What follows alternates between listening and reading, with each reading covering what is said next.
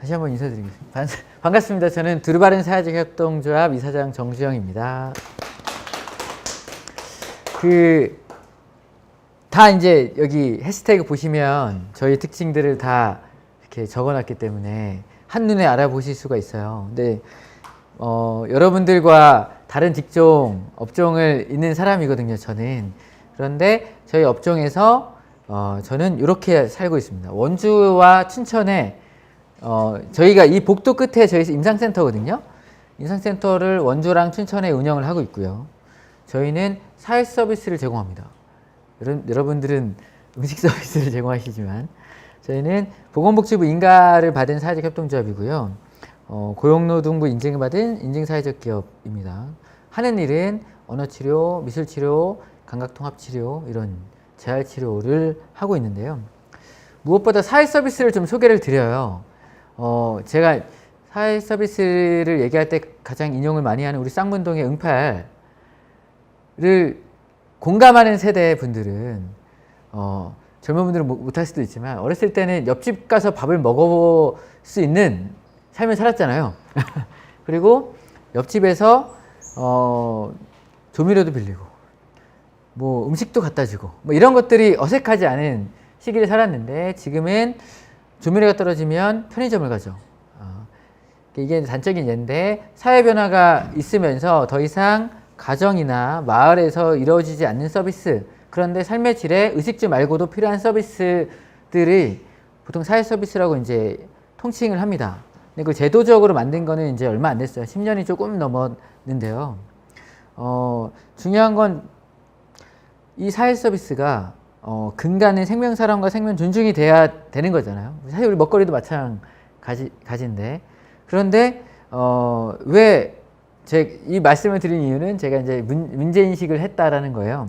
어떤 문제인식을 했냐면 2008년부터 장애인들 기준으로 발달장애인 기준으로 바우처라는 제도가 생깁니다. 발달 재활 바우처. 그래서 발달장애인들이 만 18세까지 성장할 때까지 재활치료를 받을 때 국가 부조를 받습니다. 근데 그 전에 우리가 봉사활동 많이 해봐서 알겠지만 보통은 복지관이나 이런 서비스 제공기관에 나라에서 예산을 줬어요. 그럼 제공기관이 이용자를 모집해서 선별해서 서비스를 제공했는데 그러다 보니까 예산에 대한 좀 비리라든지 부정이 생기고 그 보편적 서비스, 그러니까 사람들 선별하다 보니까 또 라인이 생기고 또 그런 문제가 생겨가지고 바우처라는 개념은 이용자들한테 쿠폰을 주는 개념이잖아요. 이용자들한테 쿠폰을 줄 테니 이용자들이 서비스 제공기관을 선택하세요. 그러면 서비스 제공기관은 경쟁을 통해서 서비스 질은 올라갈 거다. 이게 이제 정부의 좋은 모델이긴 합니다. 그런데 아쉽게도 그 당시에는 여기 밑에 있는 숫자인 2008년 기준에서 8개만 저희 관련된 자격증이 있었어요. 근데 이건 되게 옛날 자료인데 2012년도에 국회 발표 자료에서 113개로 늘어납니다. 이게 무슨 의미냐면 자격증, 그러니까 언어치료사 자격증이 뭐 미술치료사 자격증이 지금 미술치료사 자격증을 발급하는 기관은 100개가 넘어요. 근데 이때 나라에서 이렇게 지원 제도를 만들었는데 지역마다 그럼 언어치료하는 사람들, 미술치료하는 사람들, 뭐 인지치료하는 사람들 다 있어야 되잖아요. 근데 제공풀이 부족했던 거예요. 그러니까 민간에서 만드는 모든 자격증들을 허용을 합니다. 그 당시에는. 10년이 지난 지금은 좀 관리를 하기 시작했는데 그러다 보니까 각종 학회, 협회, 사이버, 평생교육 이런 곳에서 다양한 자격증을 발급합니다. 아쉽게도 애초에 취지랑 좀 달랐어요. 그래서 서비스 질은 높지 않았고요. 그러니까 이용자분들은 뭐 치료실 쇼핑을 한다는 식으로 다녀야 했습니다. 그런데 엄마들이 사실 전문성을 알아보기 굉장히 어려운 그런 것들이 있어요.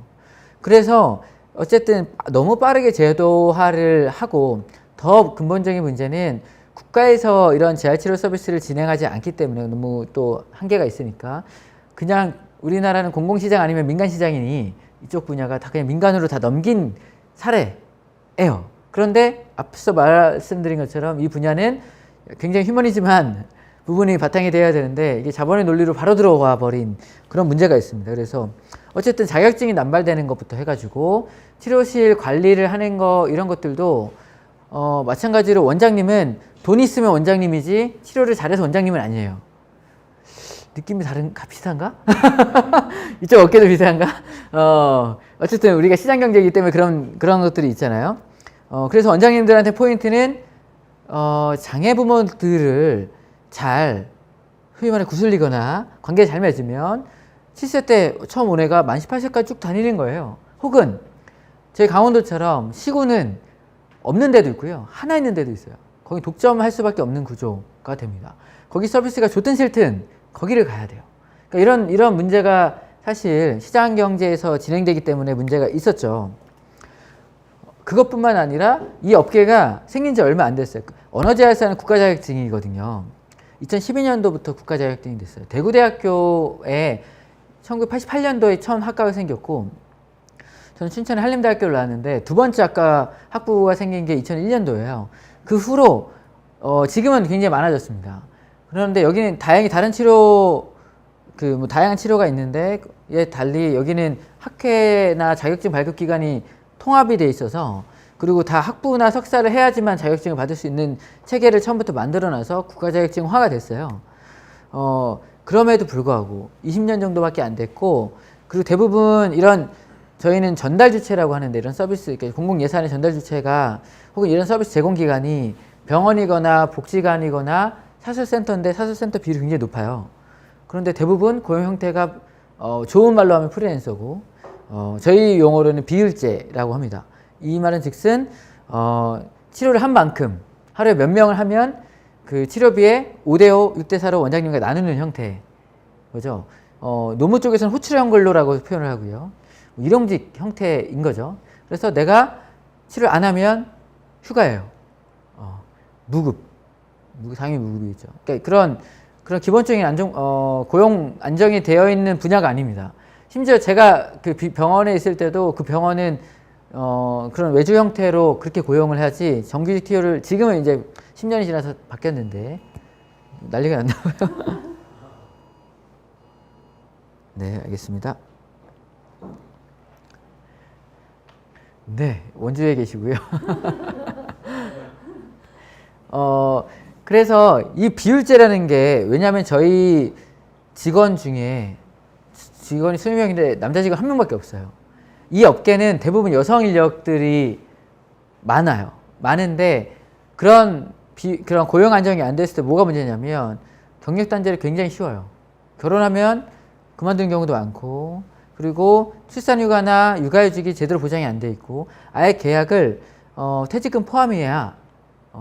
저희는 지금 한 4만 원에 4만 4천 원 이 정도 받는데 한 회기를 했어요. 그러면 5대5면 2만 원일 거잖아요. 거기에 조금 더 줘요. 2만 2천 원을 더 주고 너는 퇴직금 포함이야. 이렇게 아예 계약을 해버리면 되는 거죠. 그런 식으로 약간 변칙적인 것들을 굉장히 많이 둬요. 그래서 이거는 일단은 가장 중요한 거는 우리가 편안하게, 그리고 임상에 집중할 수 있고 스스로 노력을 할 수 있는 환경을 만들어줘야 되는데, 모든 책임들은 치료사들한테 그 돈 안에서 해결하라고 돼요. 치료사는 치료하면 돈 벌고 연구하거나 준비하면 돈을 벌진 않아요. 원장님이 그 돈을 안 주죠. 그러니까 치료사들은 그런 부분에서 소홀할 수밖에 없고, 그리고 10년 뒤에도 하루에 7, 8명을 해야 내가 지금 월급을 받는 좀 그런 시스템이랄까? 좀 굉장히 안 좋죠. 그래서 다양한 곳에서 너무 분쟁이 생깁니다, 실제로. 그리고 이직률도 굉장히 높고, 근데 이직해도 똑같아요. 그런 문제가 좀 굉장히 있었고, 이건 결론적으로 서비스 질 하락이 당연히 되는 부분이고요. 아까 살짝 말씀드렸는데 강원도는 그나마 없어요. 18개 시군 중에 원주, 춘천, 강릉 정도, 속초 정도만 복수로 있고, 군 단위, 여러분들이 아는 강원도, 영월, 평창, 정선, 양구, 하천, 인제 거의 없다고 보시면 됩니다. 춘천에서 하는 분이 양구에 분원을 내서 하루 이틀 정도 가는 정도 수준밖에 안 돼요. 그래서 거의 서비스가 제공이 안 되는 부분은, 어쨌든 지금 이 체계에서는 보편적 서비스는 제공되기 어렵다라는 것들, 이 세 가지를 나름 멋있게 정리를, 사회적 문제인식으로, 그러니까 시장화를 너무 빨리 했던, 제도화를 너무 빨리 한 거랑, 그리고 이제 지금 저희의 고용 문제와 그다음에 지역적 문제를 어떻게 해결하지? 근데 사실 이거는 처음부터 협동조합을 하려고 한 건 아니고요. 기업을 만들려고 했어요. 기업을 만든다는 거는 고용 안정을 시킨 다음에 어쨌든 수익 구조는 다양화해야 되잖아요. 기업이니까. 그래서 치료도 하고 교재 개발도 하고 교육 사업도 하고 이렇게 다양하게 만들어야겠다라고 생각을 했어요. 그때 그냥 기업을 만들려고 했는데 뭐 그 만들려고 했던 계기는 사실 이제 미국에 있는 학회를 갔더니 다양한 학술 발표도 하지만 부스 행사에서 굉장히 많은 산업화가 저희 쪽도 되어 있더라고요. 그래서 교재, 출판 뭐 이런 다양한 산업을 보고 와서 우리도 그렇게 해야겠다는 생각을 좀 했고요. 근데 그 방법을 찾다가 이번에 노무현 정권 때 청와대 경제비서관인데 2012년도가 유엔이 정한 전 세계 그 협동조합의 해였어요. 그때부터 이제 협동조합이 좀 유행했고 14년도부터 우리나라는 시행이 됐는데 그때 우연찮게 협동조합으로 법인을 만들 수 있어라는 것들을 강의를 한다고 해가지고 제가 서울에 한 10주를 정동에 있는 경향신문 건물에서 이제 이분한테 강의를 들었어요. 그랬더니 이분이 이탈리아의 카디아이라는 요즘에 우리 돌봄 문제 굉장히 중요한데 이탈리아의 1980년대에 어린이집 교사들이 협동조합을 만든 거예요. 직원협동조합을 만들었다가 90년대에 사회적협동조합법이 생긴 거예요. 여기서 잠깐 사회적협동조합법은 일반협동조합이 있고 사회적협동조합이 있어요. 일반협동조합은 사실 그냥 영리 모델이에요. 그런데 주식회사처럼 주식 수가 투표권이 되는 건 아니고 1인 1표만 되는 그런 민주적인 의사결정 구조를 갖고 있는 그런 영리 법인이 일반 협동조합이라면 사회적협동조합은 배당이 없어요. 일반 협동조합은 배당이 있고 배당이 없다는 의미는 자본으로 이렇게 투자돼서 운영되는 것이 아니고 고유 목적이 잉여이익을 창출하려는 게 아니라는 거예요. 그래서 고유 목적은 사회적 목적이니까 관계부처가 인가를 해줍니다. 그게 저희는 보건복지부였고요. 근데 어쨌든 이탈리아에서 이런 예가 있었던 거예요. 근데 이게 가장 큰 특징이 뭐냐면 지역에 카라박 프로젝트가 그 볼로냐 지방에 있었는데 건축협동조합이 어린이집을 지어줍니다. 급식협동조합이 급식을 대주고요. 그 다음에 보육협동조합이 그 어린이집을 운영해요. 이게 공공 어린이집을 사회적경제가 위탁받는 형태로 이탈리아는 공공보육 문제를 푼 거예요. 이 공공과 시장의 장점을 이렇게 섞은 거죠. 공공성은 투명하게 운영할 수 있는 거고 시장성은 뭐냐면 어쨌든 사회적경제기업은 기업이기 때문에 일정적인 지원금만 주고 알아서 자생해야 돼요. 그러니까 그리고 서비스 질도 높이는 그런 노력도 좀 하잖아요. 기업은. 공공은 어쨌든 좀 정체성이 있으니까 정치적인 부분이 있으니 그래서 이게 좀 성공을 합니다. 그래서 여기는 이 카디아이가 돌봄을 시작했는데 노인 간병부터 해서 뭐 재가 방문이나 어린이 이런 것들을 다 확대된 모델로 굉장히 유명해요. 요 분이 이걸 알려주셔서 저한테 이제 끝나고 이제 맥주 먹고 이런 프로그램일 거예요. 저 그때 갔던 것도. 그래서 맥주 먹고 얘기하면서 전 이런 고민이 있습니다 하니까 그 전에 우리나라는 보통 생협이었다. 생협이라는 거는 소비자협동조합이에요. 한살림, 아이큐 이런 건 다 소비자협동조합이잖아요. 의료사회 원래 의료생협이었잖아요. 거기도 이제 일반 시민들이 의료인을 이렇게 고용하는 형태의 협동조합인데 이후에는 전문가협동조합들이 곽강을 받을 것이다라고 하고 꼭 하라고 이 사람들이 지역 문제를 해결하는 모델이 될 거다 얘기해 주셔서 만든 게 저희. 이따가 이분을 만나러 가시는 것 같아요. 근데 원주는 70년대부터 이렇게 협동조합 모델이 이미 있었던 동네라 가지고 그 얘기는 가서 들으세요.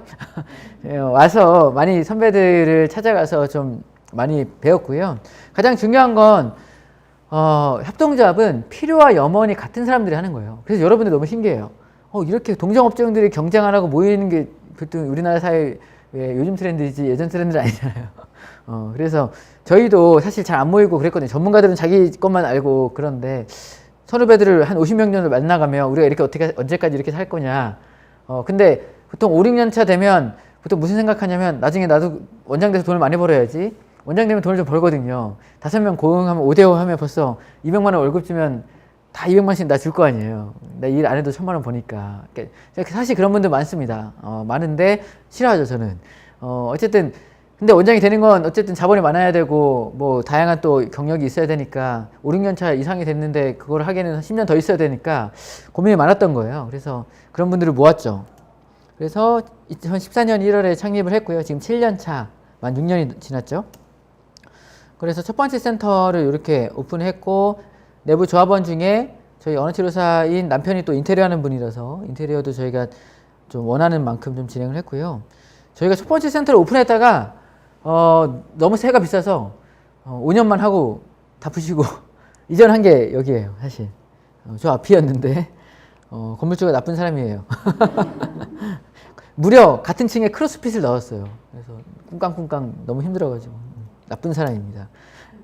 아무튼 그래서 저희는 지금은 어쨌든 비영리 사회적 경제 조직이기 때문에 저희 그 장점은 많지는 않지만 몇 가지 있는데 공공계약의 우선권이 있습니다. 그래도 비영리, 그 다음에 인가받은 기관이기 때문에 그 다음에 법인세 인하 같은 걸 좀 해주고요. 뭐 그 다음에 뭐 각종 지원 제도를 할 때 좀 우선을 좀 주는 것들, 뭐 그런 것들이 있는 것 같아요. 그리고 어쨌든 저희는 지역 모델, 그 다음에 뭐 취약계층 모델을 이렇게 좀 하고 가장 중요한 임상개발을 생각을 하고 있습니다. 저희 이름이 두루바른이잖아요. 그 미션을 담은 거예요. 바른, 그러니까 양질의 서비스를 두루두루 그러니까 널리 하겠다. 그래서 양질의 서비스를 보편적 서비스로가 저희 미션이거든요. 그렇게 물론 협동조합이니까 이렇게 많은 지역의 협약을 많이 해서 진행을 했고요. 뭐 이런 다양한 지원 제도도 이용을 했어요. 영광스럽게도 저희 쪽 사회적 경제 쪽에서 가장 큰 오디션이 H1 드림이라고 현대자동차에서 하는 거에서 저희가 비전상을 받아서 춘천센터를 오픈을 했죠. 현대자동차만 유일하게 쿨합니다. 그냥 지원해줘요. 뭘 반대급부를 원하진 않더라고요. 그래서 굉장히 좀 감사했고요. 춘천에도 이렇게 또 센터를 하나 오픈해서 뭐 나름 춘천센터 오픈할 때도 지역 사회적 경제 기관이랑 같이 간담회도 하고 파티도 하고 막 그런 것들 좀 잘 진행했고요. 여기까지는 저희가 설립 모델을 말씀드렸고요. 빠르게 최근 동향과 이런 것들을 하고 밥을 먹는 걸로, 질문을 받는 걸로 하겠습니다. 벌써 40분이라서. 그나마 이제 여러 번 이런 발표를 해보면서 정리한 저희 이제 나름 비전같이 정리했습니다. 언어 마음의 문제를 해결해서 소통 있는 걸로 했고요. 보통 제가 이제 요즘에 하는 발표에서는 요 얘기를 많이 해요. 어쨌든 매직패스 서울 분들은 다 아시죠? 돈 많이 더 내면 빨리 들어가는 거, 줄 안 서고. 어디 우리 공항 가면 항상 다르잖아요. 결국에는 이제는 평등하지 않은 세상이 왔고, 여기는 지금 원빈이 결혼한 아우라지입니다. 강원도 정선에. 이런 데가 강원도죠. 여러분들 생각할 때. 근데 정말 강원도의 강원도민의 시간은 서울 사람들과 달라요. 그런데 저소득 자문화 장애인 취약계층은 더 심각합니다. 근데 작년이었나요? 재작년이었나요, 벌써? 어쨌든 동계올림픽이 되면서 KTX가 강원도에 뚫렸습니다. 이제 원주에서 서울역까지 1시간 10분이면 가요. 청량이면 1시간이면 가고요. 사실 사람들이 막 놀래고 막 그러더라고요. 근데 이 얘기는 뭐냐면 어쨌든 빨대효과 때문에 대부분의 고급 서비스는 다 서울로 갑니다. 모든 강원도민은 세브란스 병원이 원주에도 있지만 신촌이나 강남으로 가야겠죠. 사회 서비스 얘기를 하는 거죠. 이제 요즘에 제가 그냥 쉽게 설명드리기 위해서 지역의 대학에 있는 출신의 전문가들도 다 서울에 간다는 의미를 담은 거예요. 그럼 지역에 남아서 서비스를 누가 해? 굉장히 공동화 현상이 굉장히 심하거든요.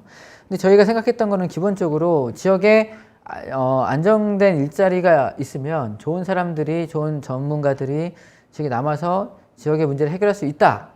요즘은 이렇게 좀 쉽게 설명을 드립니다. 앞에 설명이 너무 어려워가지고 이렇게 설명을 드리고요. 그래서 이렇게 정리하면 이렇게 목적들은 좀 이렇고요.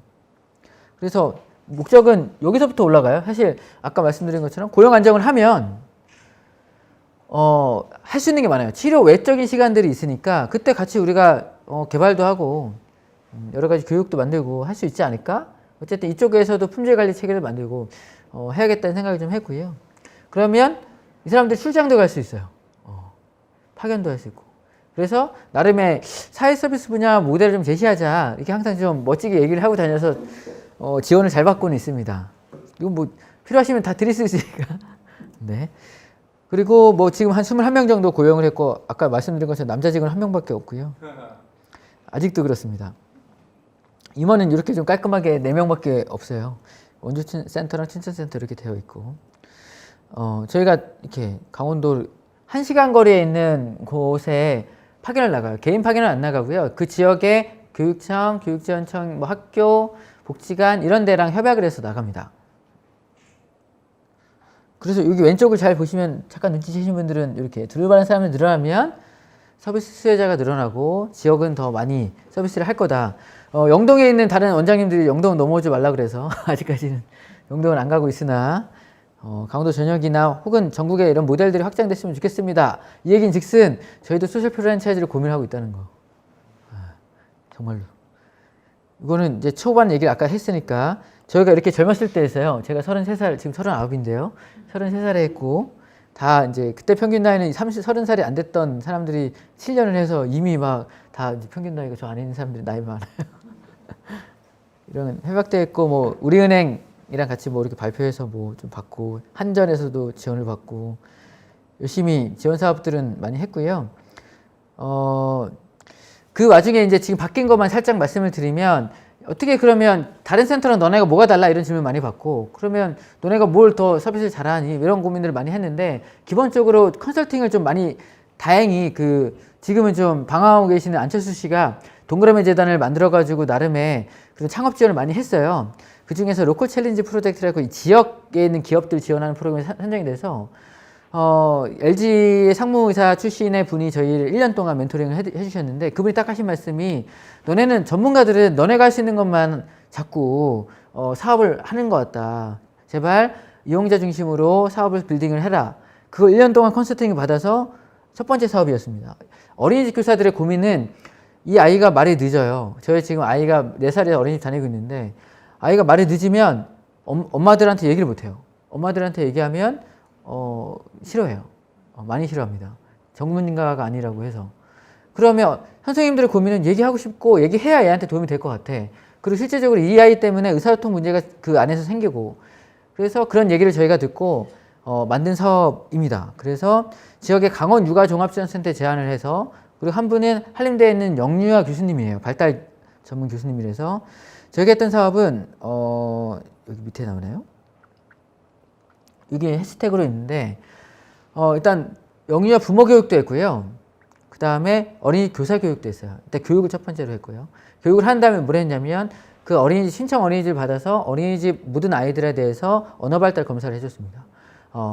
아이가 있으시면 알겠지만 발달 검사를 해요. 근데 보통 신체고 언어나 인지는 굉장히 체크리스트가 짧아요. 그러니까 그걸로 선별하기 굉장히 어려워서 전문가들이 직접 가서 아이들을 선별하는 모델로 했고 그 중에 심각하다고 의심되는 아이들은 심화 검사까지 해드렸어요. 그래서 집안에 직접 마지막에 컨설팅도 해드렸죠. 이 아이가 어휘력은 좋으나 문장 구성은 안 됩니다. 뭐 이 언어 능력은 좋으나 발음은 좀 안 돼요. 그러면 이런 것들을 이렇게 지도해 주세요.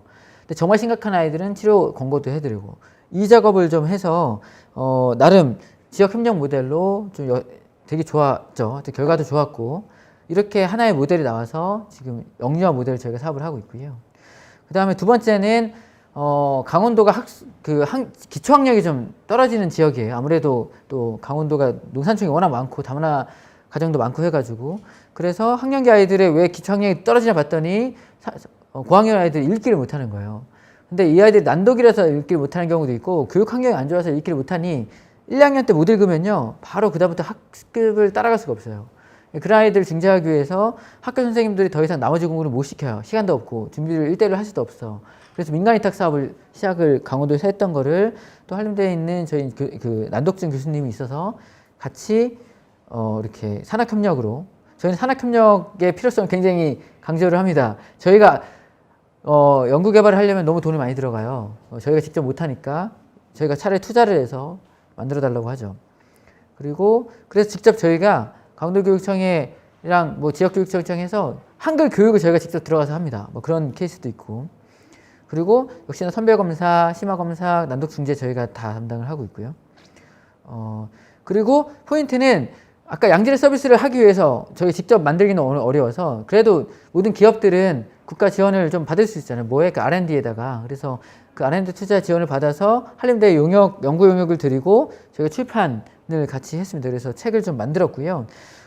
난독증 아이들이 쉽게 한글을 배울 수 있는 한글 파닉스 위주로 그런 책과 워크북을 5권을 만들어서 이렇게 해서 크라우드 펀딩도 했고 그래서 이거 14년도에 만들었는데 시민 투자 오디션의 대상을 받았습니다. 아무튼 그래서 굉장히 효과 그때 많이 됐고요. 잘 팔리고 있고요. 그리고 작년에는 이거 여기 도시명 돌봄 공유공간 클러스터 구축이라는 멋진 이름으로 됐고요. 어쨌든 강원도 1,300개 기업 중에 3개 뽑는데 저희가 선정이 돼서 2천만 원 정도 지원받아서 공간을 또 저희 자부담도 하고 만들었던 거죠. 그래서 이 모델은 아까 그 장애인들이 쉽게 이용할 수 있는 편안한 공간이 동네마다 있어야 돼요. 그거를 사회적 경제 기관들이 공간을 조금씩 내주세요. 막 이런 모델을 지금 추진하고 있어요. 전 김동연 부총리가 협동조합 주관에서 저희를 좀 언급해 주셔서 나름 영광이었고요. 지금 뭐 하고 계세요? 모르겠네요. 뭐 하고 계시나요? 정말 궁금하네요. 훌륭한 분인데. 아무튼 감사합니다. 여기까지 저희 소개 마치도록 하겠습니다. 지금 여기는 없나? 그러니까 저희가 2달 전에 책을 하나 더 냈어요. 아까 영유아 책 따로 냈습니다. 그래서 쿠팡에 들어가시면 다 있고요. 학년기 1학년 아이들한테는 이제 그 한글 배우는 책으로 저희가 하죠. 역시 프랜차이즈의 핵심은 그런 거잖아요. 교육과 교재, 재료 막 이런 거니까 그 책을 만든 거고 영유아 그래서 저희는 그 두 돌 아이들이 문장 확장할 때 꼭 한국어 문법 이런 것들을 해줘야 됩니다 하는 책을 또 하나 내가 10권짜리 동화책을 냈어요. 그래서 그것도 열심히 절찬리 판매를 하고 있습니다.